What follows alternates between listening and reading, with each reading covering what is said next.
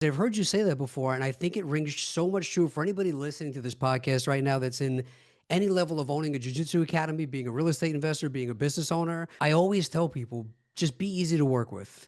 If you're easy to Yeah. work with, I'm easy to work with. If you're difficult to work with, because like I'll teach a class and there's always the one guy who's kind of like Hmm. this and he's got an attitude and something bad to say about everything. And I'm like, dude, who do you think is going to call you tomorrow and be like, oh, the negative dick in the room? I'm going to take that guy out to lunch. I want to do business with him. Right. Right. Like you don't want to be around those people. So why would you act like that? And I think it goes back to two things that I've heard you say that I think are spot on. Having a good attitude because it's contagious. People get enough negativity with the news in the world. They don't want more of it at the dinner table. But two, also like doing what you say and being reliable. Because when you show people like, hey, I'm easy to work with, I'm positive, and I do what I say and I show up.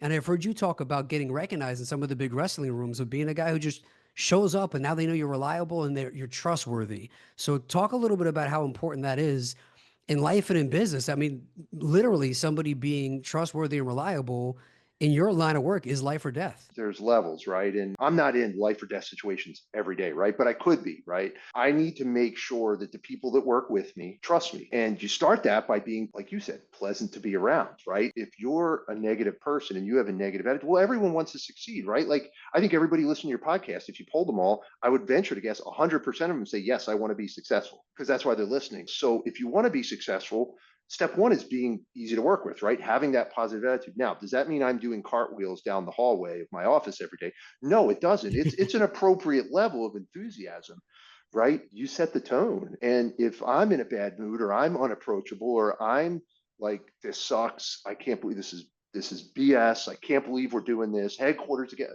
It's very easy to fall into these roles, right? Into these patterns, but you got to be honest and authentic. So what you could say is something more like, hey, this sucks, but here's how we're going to make it not suck, right? And here's how this is going to work for us, right? And look, all we can control is what's going on professionally, right here in Jacksonville, Florida, right? And in our district, down to Daytona, across to Pensacola. So this is what we're going to do to make sure our standard is up to what the Secret Service expects and what the general public expects and what the people we protect expect. We've got three expectations to meet. Okay. So, and that's got to start with ability to do our job and a positive attitude so that we can accomplish it together. And so you mentioned the wrestling room. So I was not a standout athlete in college. I have no records or anything like that, and I never won anything significant. So the last thing I want is one of these podcasts, like somebody to hit the comments, be like, "That dude sucked at college." Like I did, Nah. nobody ever even heard of him. He never even was on, any of the. And I'm like, you are right, I did. But so when I was with the police department, one of my instructors in the police academy, both his sons wrestled at the University of Minnesota, and they were both stud wrestlers. One won a national championship as a true freshman. He was a world team member. Both were Olympic qualifiers. The other one was a multi-time All-American. Just standout wrestlers in the room.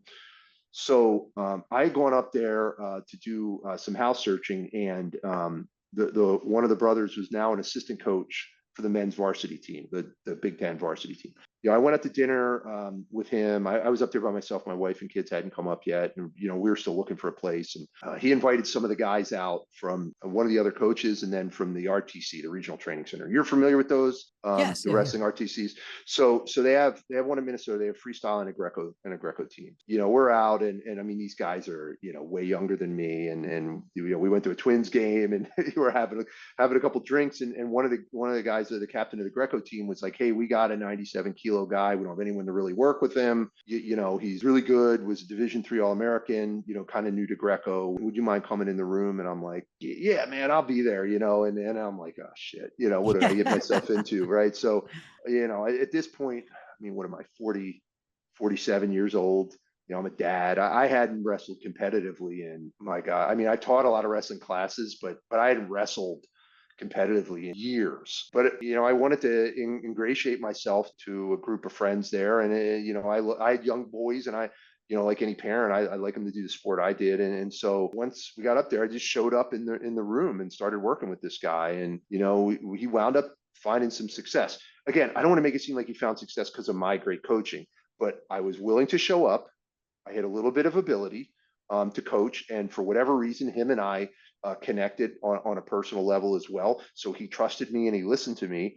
And number two, I had a positive attitude. So guys were comfortable with me in their corners, with me in the room, traveling with them on the planes, organizing our weigh-ins, our meals and stuff. And like Dan Chandler was the head coach of that. Dan was an Olympian. He was a coach of the U.S. Olympic Greco team for many years. Total legend in the sport.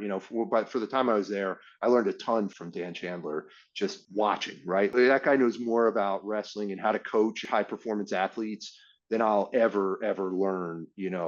In my life, but it was just awesome to soak that in. But again, positive attitude, right? And a little bit of ability. It wasn't like anyone was like, oh my God, it's the second coming of, Carellen that's in the room with us now. No, like, but it was like, hey, there's a guy who said he would show up. He did show up, and he's kind of got our back, when we're on the road. And these are younger guys, right? And I travel all the time for work. So not necessarily business, but certainly getting into a group outside your comfort zone a little bit, certainly physically outside of my comfort zone at that point. And was able to do it just by having the attitude. But you got to have both, right? You could have the best attitude in the world, but if you suck at what you're doing, or you have no clue, or you haven't put the work in to learn a little bit, that's not going to help either. Now you've just got a cheerleader, right? And we don't need those either. So it's got to start with knowing the job. If you're in real estate, it can't just be like a flashy suit, a bunch of jewelry, and some smooth talk. Like, you got to know the business. You got to know your market. You don't have to be the best at it, but you should strive to do that. Right. But you got to have the two connected, because if you don't, I think then, one, you get a cheerleader. And if you just know a little bit about the job, but your attitude sucks, like we all know where those folks wind up.